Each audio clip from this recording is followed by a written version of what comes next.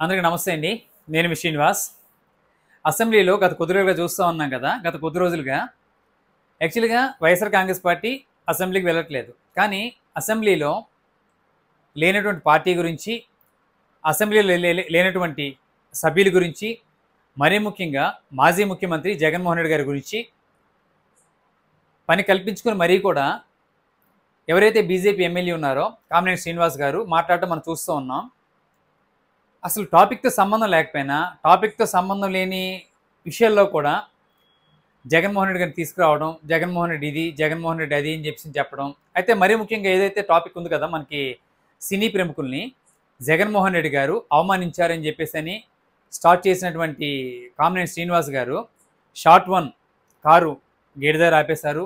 Shot 2 enter అయిన తర్వాత అక్కడ ఎవరైతే పోసాని గారు ఉన్నారో షాట్ 3 అప్పటి సినిమాటోగ్రఫీ మంత్రి పేరు నాని గారిని కలిశారు. దాని తర్వాత అక్కడ ఏంటంటే మీకు మీటింగ్ లేదు, మీకు గట్టిగా అరవబట్టి ఏమొచ్చి గట్టిగా అరిస్తేనే, చిరంజీవి గారు అరిస్తేనే, గట్టిగా మాట్లాడితేనే జగన్మోహన్ రెడ్డి కిందకు వచ్చాడు అంటే ఇలాంటివన్నీ కూడా అసలు యాక్చువల్గా చర్చ వేరు. కానీ అక్కడ ఏంటంటే జగన్మోహన్ రెడ్డి గారిని తీసుకురావాలి, జగన్మోహన్ రెడ్డి గారి పైన ఒక అసత్య ఆరోపణ చేయాలి అనేటువంటి ఒక దీనిలో ఉన్నారనేది అక్కడ క్లియర్గా అర్థమైంది. అయితే ఏదైతే ఆ వ్యాఖ్యలు ఆ రోజు చేశారో ఆ వ్యాఖ్యల పైన పరోక్షంగానో, డైరెక్ట్గానో, ఇండైరెక్ట్గానో కామినేని శ్రీనివాస్ గారు ఈరోజు అసెంబ్లీ వేదికగా అసెంబ్లీలోనే డిప్యూటీ స్పీకర్ గారికి ఒక విజ్ఞప్తి చేశారన్నమాట. నేను ఏదైతే కొన్ని వ్యాఖ్యలు చేశానో ఆ వ్యాఖ్యలు కొంతమందికి అపార్థాన్ని కలిగించాయి, అపార్థం చేసుకున్నారని భావించి, అలాగే దీనిపైన ఒక వివాదం అనేది కొనసాగుతుందని నేను గుర్తించాను, భావించాను.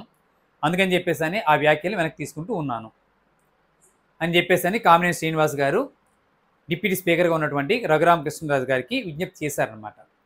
సో దానిపైన రఘురామ కృష్ణరాజు గారు ఏంటంటే మంచి నిర్ణయమే, మీ అభిప్రాయం మంచిదే, మీ నిర్ణయం మంచిదే, సబబే అని చెప్పేసి చెప్పడంతో పాటు మీరు చేసిన ఈ విజ్ఞప్తిని స్పీకర్ గారి దృష్టిలో పెడతాను, మీరు ఏవైతే చేసిన వ్యాఖ్యలు ఉన్నాయో అవి రికార్డ్స్ నుంచి తొలగించే విషయం మేము చూస్తామని చెప్పేసి వెరిఫై చేస్తాము, మేము చూసి నిర్ణయం తీసుకుంటామని చెప్పేసి చెప్పారనమాట. ఇది అంటే ఒక గత కొద్ది రోజులుగా చేసేటువంటి ఆరోపణలు ఏవైతే ఉన్నాయో అవన్నీ కూడా అసత్య ఆరోపణలే, అవన్నీ కూడా దుష్ప్రచారాలే అని చెప్పేసి ఈరోజు అసెంబ్లీ వేదికగా అది ఆ అబద్ధం, ఆ ప్రచారం ఏదైతే ఉందో అసెంబ్లీ సాక్షిగా నిరూపితం అయిందనేది మాత్రం మనం భావించవచ్చు. ఎందుకు అంటే ఇప్పుడు ఈరోజే కాదు కదా, ఎలక్షన్స్ ముందు నుంచి కూడా జగన్మోహన్ రెడ్డి సినీ ప్రముఖులను అవమానించాడు అని చెప్పేసి మాట్లాడడం మనం చూస్తాం. సరే అదొక టాపిక్ వదిలేసేయండి. అయితే ఇప్పుడు కామినేని శ్రీనివాస్ గారు మాట్లాడిన మాటల్ని అందుకొని బాలకృష్ణ గారు మాట్లాడిన మాటలు ఉన్నాయి కదా, చిరంజీవి గారిని కూడా